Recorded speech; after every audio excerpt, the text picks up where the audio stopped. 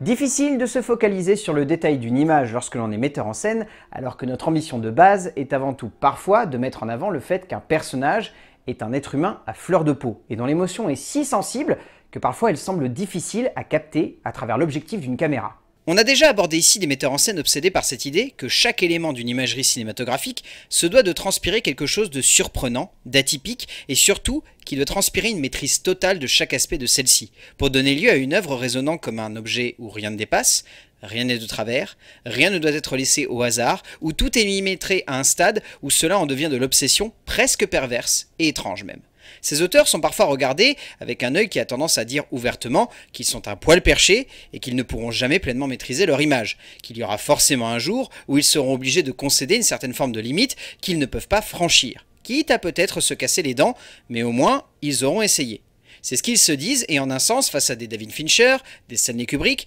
ou des Lars von Trier, je peux comprendre cette démarche. Et le cinéaste que l'on va évoquer aujourd'hui a essayé pendant une grosse partie de sa carrière de combiner les deux, d'être à la fois quelqu'un qui sache montrer une image quasi parfaite, et en même temps de l'autre côté de mettre en avant le fait qu'un être humain est sensible de manière juste.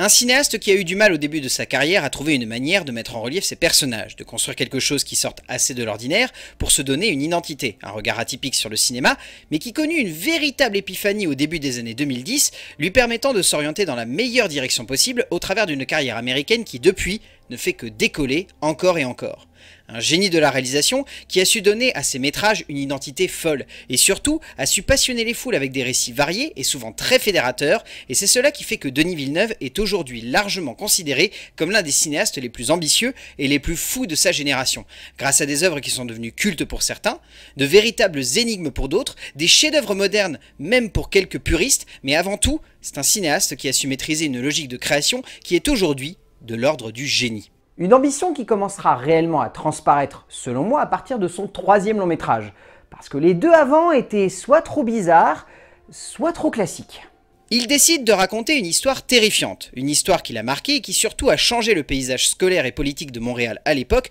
en 1989. Un attentat qu'il choisit de mettre en scène de manière radicale, de manière intense, peut-être pas forcément avec la plus grande justesse du monde, mais qui lui permettra surtout de poser la base de son style et de s'inscrire comme un metteur en scène chirurgical dans sa manière de concevoir le cadre et de découper ses actions au sein de celui-ci. Polytechnique est un film complexe, parfois même inclassable, qui ressemble à un drame classique, mais vire souvent au cinéma de genre, tout en passant même par instant par une certaine idée expérimentale du cinéma.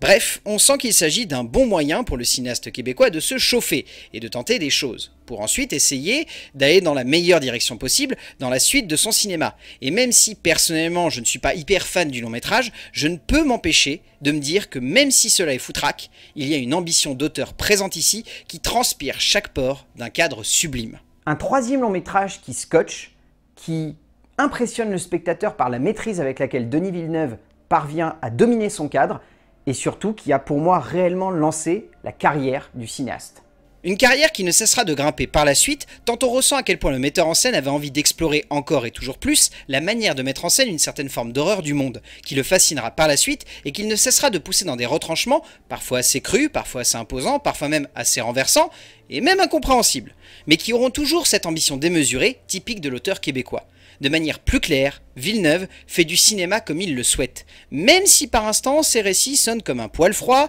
comme un peu trop lisse, comme trop parfaits même dans leur logique de narration et de développement, mais il reste tout de même derrière cette ambition folle de metteur en scène qui imbibe chaque cadre et donne cette sensation que même si l'on peut rester inerte face à certaines de ses idées, l'ensemble dégage tout de même quelque chose de rare, mais surtout quelque chose d'impressionnant et de marquant pour le spectateur. Et c'est finalement cela le véritable style de Denis Villeneuve. Un style qu'il parviendra à maîtriser et même à dépasser au travers d'un cinquième long métrage que personnellement je considère comme étant le plus scotchant.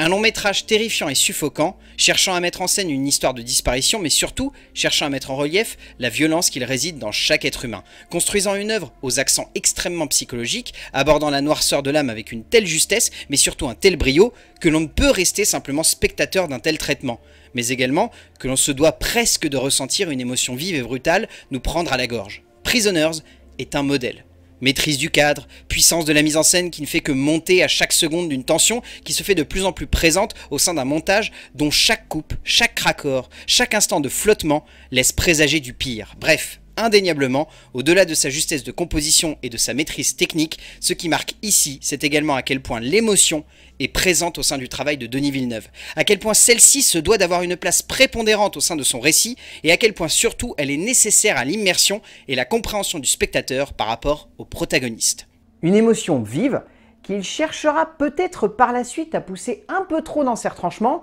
ce qui lui vaudra les foudres de certains spectateurs. Villeneuve est un auteur de génie en cela. Il ne cherche pas simplement à sublimer son travail du cadre et la beauté de ses plans, mais il cherche également à faire en sorte que le spectateur ressente des émotions si vives, si brutes, par instants si insoupçonnables, que l'on se pose forcément des questions, bon peut-être pas existentielles, mais en tout cas des questions assez profondes pour les garder en mémoire à la sortie de la salle et comprendre peut-être un peu plus le but de ces personnages au sein de cette œuvre. Bien évidemment, cela ne marche pas toujours, et si certains de ces films seront sublimés par une mise en scène transcendant ses maladresses, d'autres longs métrages sonneront comme des œuvres un poil trop vides, un poil trop faibles ou trop dures pour réussir à marquer autant le spectateur que souhaité, laissant parfois un peu certains avis sur le côté et ne parvenant pas à être aussi transcendant que le metteur en scène québécois pouvait potentiellement en avoir envie à la base. Mais heureusement, au milieu de tout cela,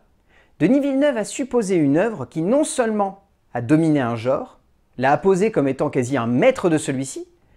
et en plus s'est avéré être un brio en termes de construction et de développement, que ce soit de personnages ou de visuels d'ailleurs. Une œuvre de science-fiction extrêmement puissante, qui a su être l'alliance, selon moi parfaite, entre la beauté d'une mise en scène parvenant à être le miroir de l'âme de ses personnages, et un travail de l'émotion parvenant à chaque seconde à jouer avec le spectateur, que ce soit simplement dans la construction et l'exploration d'un protagoniste principal extrêmement vaste, ou que ce soit plus radicalement avec l'envie de mettre en relief la place de l'homme face à quelque chose qui clairement le dépasse. Au cœur de Premier Contact, Denis Villeneuve ne fait pas que remettre en perspective le genre de la science-fiction, tout en lui donnant des aspects modernes extrêmement efficaces, renouant avec une certaine veine de ce cinéma, mais réussit également à construire quelque chose de rare, quelque chose de fort, cet alliage magnifique entre émotions brutes qui dès les premières minutes nous capture et ne nous lâche pas du tout du long du métrage, et la beauté de cette mise en scène parvenant à mettre constamment en relief des héros et des situations hors normes, c'est cela ce qui fait la grandeur et la beauté du cinéma de Denis Villeneuve. Et c'est certainement pour ces raisons, malgré un échec cuisant au box-office, qu'il se retrouve tout de même aux commandes d'un projet comme Dune. Un projet qui est une arlésienne, le film que l'on a tous, en tant que cinéphile, envie de voir, et dont le seul souvenir reste un projet avorté de Alejandro Jodorowsky, remplacé par ce blockbuster trop rapide et complexe de David Lynch, qui reste une sacrée déception. Un projet qui donc possède en lui tout pour être un futur classique, ou la prochaine chute du cinéma de divertissement américain. Car avec l'ambition démentielle de la Warner de vouloir en faire une franchise grand public, sachant que le livre de Herbert est réputé comme trop complexe, sachant que derrière le film a été énormément repoussé et constamment décalé pour le sortir au meilleur moment, sachant que le long métrage est un film qui tient énormément à cœur à Denis Villeneuve, bref, avec tout ça, on a très envie de voir le film. Mais surtout, on a très envie de croire qu'il s'agira de l'œuvre que l'on attend tous, soit potentiellement un immense et grandiose projet de cinéma moderne, comme on a envie et besoin d'en voir plus souvent. Denis Villeneuve a un énorme poids sur les épaules. Personnellement, je pense qu'il le souhaitait et qu'il parviendra surtout à le porter avec beaucoup de force.